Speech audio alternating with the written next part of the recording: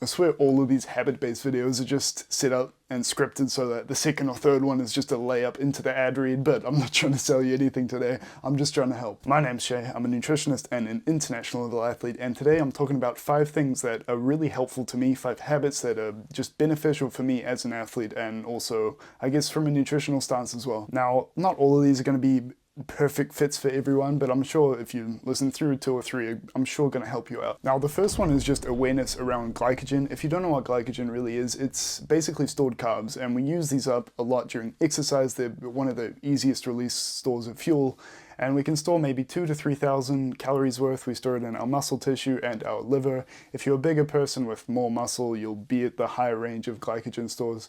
But anyway, if your glycogen stores are running low, which means, you haven't had enough carbs recently and maybe you've been very active, then it's going to be really hard to train. You might notice in some of the sessions, if you haven't eaten that much that day, you might start to die out with like still half the session to go, which is, very problematic. So I'm always conscious about the recent meals I've had and the carb content and the training that I have ahead. So there's a bit of like a mental awareness with, trying to see how the schedule all goes together. But I usually train, well, my main like big gym sessions are in the morning. The track sessions usually don't use as much energy, I find, and they can be really tiring. Additionally, I don't like to eat that much in the morning, so I'd really just ensure I have a very high carb meal the night before so that I can just top up a little bit in the morning and I'm going to be fine, because this is just overall going to improve your performance in whatever training endeavor that you're doing. There's nothing worse than dying out towards the end of a session knowing you've got no food on you anyway, so you just kind of have to stick it out and maybe drop the weight. And this leads into the sponsor for the, no, I'm kidding. This leads into the second idea, which is just tracking your food, not forever, but maybe just a week here and there, or just a week or a couple days. Just do it a little bit to see what you're actually eating. If you have kind of like a staple meal or two and your diet doesn't fluctuate too much, you probably don't have to track for too long. You can just plug in what you normally eat. I use Chronometer. It'll give you a breakdown of everything. It's free, it's easy to use, but for one, it'll outline anything that's low as far as deficiencies goes with your micronutrients, your vitamins and minerals, your carbs. Are you having enough before your training? Are you hitting the goal with protein?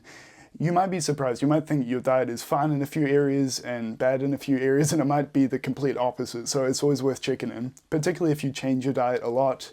Then you might just want to be sure that you know what foods have what in them. It's just a really good tool to actually learn more about nutrition. It'll also train you to identify what your usual calorie intake is, and this will give you a ballpark estimate of what your calorie maintenance is, because an equation you find online isn't really that accurate. I think just tracking habitually, and maybe if you want to track your weight as well, it'll just give you an idea of what your usual intake is. And just like that, you become the master of yourself. The next one is morning hydration. And I say morning because I have this weird habit of drinking like very diluted pre-workouts. So I'm drinking so much water in the morning.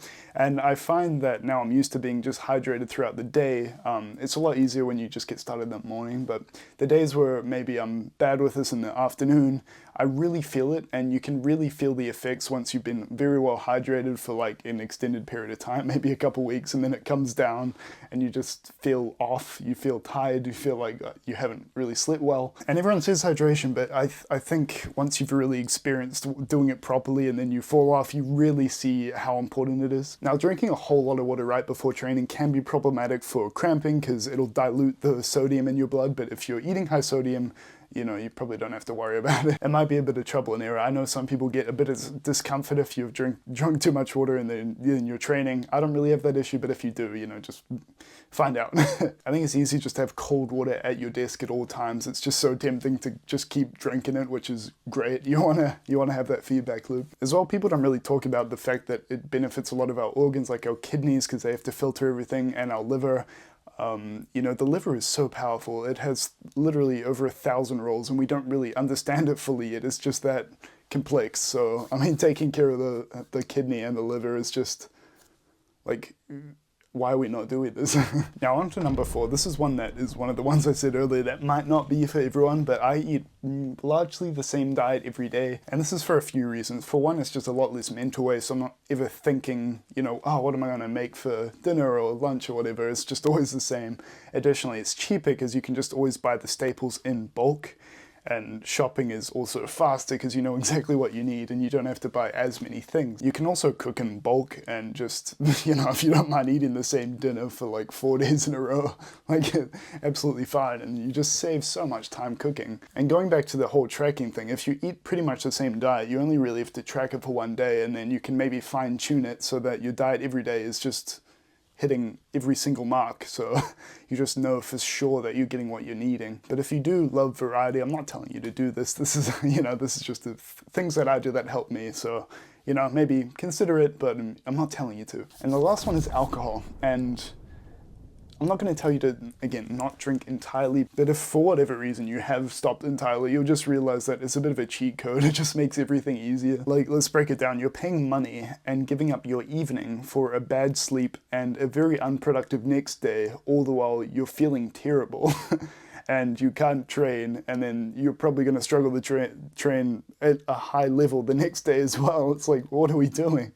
It's just a lot easier if we just cut it out, or at least minimize it. You know, if you're like me and you love feeling well rested and sharp and getting things done and training well, like those are all the things that make me the happiest. So alcohol is just cutting into every single part of that, which is why it's just so much easier to not do it. For whatever reason, it's very just intertwined in our culture, and for some reason it's socially acceptable. And as soon as you can realize it's pretty much just poison, like it's very strong poison as well. Like few things will make you feel that sick the next day. So as soon as you realize that, I think it kind of takes care of a lot of the problem. So keep that in mind. So anyway, that's been 5 things for me that just really help with just life in general, like your professional life, your mental health, your training. It just helps. So let me know which one was your favorite, or if there's any of these you actually already do yourself, that'd be great. I mean, it'd be kind of funny if one of you already did all 5 of these, but anyway, hope you enjoyed, hope you learned something, and I'll see you next time.